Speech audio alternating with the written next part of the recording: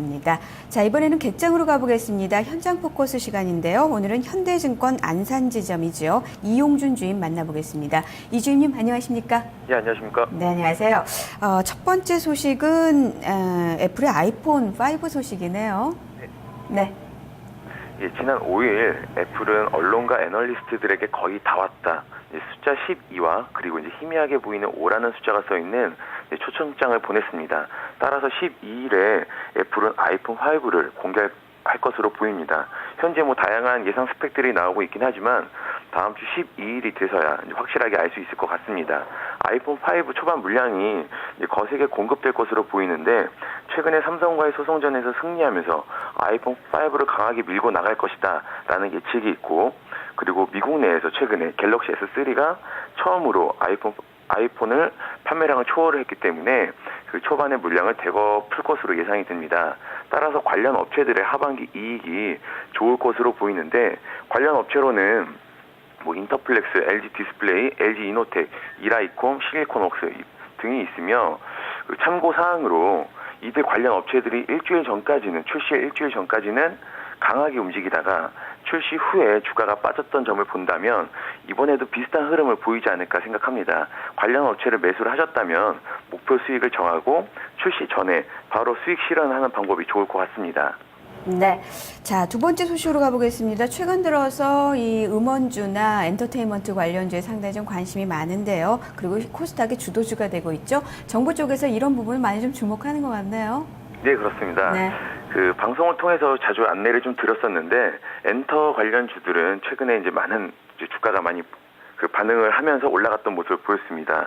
최근에 한류 열풍이 거세지면서 정부는 K-팝을 2020년까지 10대 서비스 수출품으로 신성장 동력으로 포함시키기로 했습니다. 최근의 상황을 보면 기존의 한류 열풍 같은 경우는 아이돌 위주의 한류 열풍이었다면 최근에 국내를 뛰어넘어 전 세계로 열풍을 일으키고 있는 싸이를 통해서 아이돌뿐만 아니라 국내 실력파 가수들에게도 해외 시장 진출이 넓어질 것으로 보입니다. 따라서 엔터테인 사업을 담당하고 있는 국내 기업에는 호재가 될 것으로 보이고, 최선호주로는 SM과 YG엔터를 꼽도록 하겠습니다. 조정 시에 이들 기업 같은 경우는 매수를 좀 추천을 드리고, 장기적으로 들고 와도 괜찮겠지만 트레이딩 관점에서 한다면 더 좋은 수익을 얻지 않을까 생각합니다. 자, 우리도 이제 콘텐츠를 수출하는 그런 좀 나라가 되고 있군요. 이런 부분에서 관련주에 대한 흐름들을 보고 있습니다. 자, 세 번째 소식으로 좀 가보겠습니다. 인천공항급유시설의 운영권이 좀 아시아나항공 쪽으로 넘어가게 되는 겁니까? 이게 어떤 소식이죠? 예, 그동안 민영화 계획으로 논란이 많았던 인천공항 급유시설 운영권은 아시아나항공이 100% 지분을 보유한 자회사 아스항공이 획득하게 되었습니다. 아시아나항공, 대한항공, 심지 ENC 3개 업체가 입찰에 참여했었고, 가장 유력했었던 대한항공보다 낙찰가를 높게 써낸 아시아나항공의 차지가 되었습니다. 운영권 발표 후에 사전 입찰에 관해서 부정 입찰이 있었다면서 수사를 요구하는 진정서가 제출이 되긴 했는데 큰 이변이 없는 한 아시아나항공품으로 돌아갈 것으로 보입니다.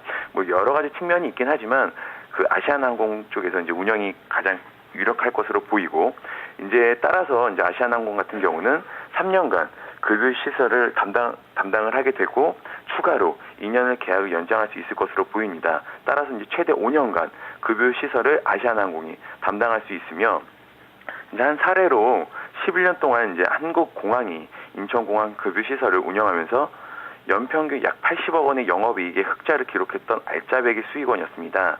아시아나항공도 3년간 780억 정도의 매출이 예상이 된다라고 분석을 하고 있고, 영업이익 측면에서도 많이 개선이 될 것으로 보입니다. 따라서 아시아나항공 주가에도 새로운 모멘텀이 될 수 있을 것으로 보입니다. 네, 알겠습니다.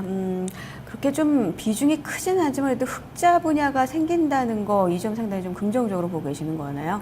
네, 알겠습니다. 말씀 잘 들었습니다. 네, 감사합니다. 고맙습니다. 자, 오늘 현장 포커스 시간에는 현대증권 안산지점을 가봤습니다. 이용준 주임과 함께 해봤습니다.